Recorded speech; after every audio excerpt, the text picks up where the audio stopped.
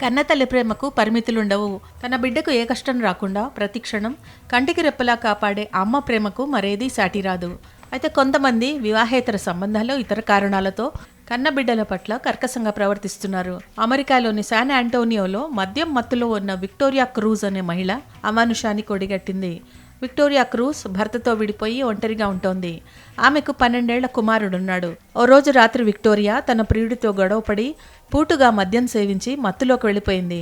మరుసటి రోజు ఉదయం బాలుడు ఆమెను నిద్రలేపి స్కూల్లో దింపాలని కోరాడు.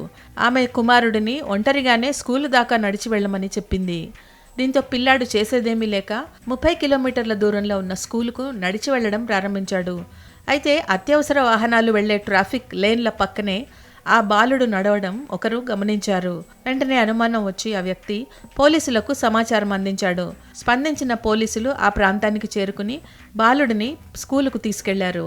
పాఠశాల రీసోర్స్ అధికారి బాలుడిని ప్రశ్నించగా అసలు విషయం బయటపడింది. తన తల్లి సూచనల మేరకే ఒంటరిగా నడుచుకుంటూ వస్తున్నానని ఆ బాలుడు చెప్పాడు. పోలీసులు ఇంటికి వెళ్లి విచారించగా తన కుమారుడు ఒంటరిగా నడిచి వెళుతున్న విషయం తనకు తెలుసునని విక్టోరియా అంగీకరించింది. దీంతో బిడ్డ పట్ల నిర్లక్ష్యంగా వ్యవహరించినందుకు విక్టోరియాను పోలీసులు అరెస్ట్ చేసి కోర్టులో హాజరుపరిచారు. $15,000 అంటే దాదాపు 12.5 లక్షల రూపాయల వ్యక్తిగత బాండ్ సమర్పించిన తర్వాత న్యాయమూర్తి ఆమెకు బెయిల్ మంజూరు చేశారు.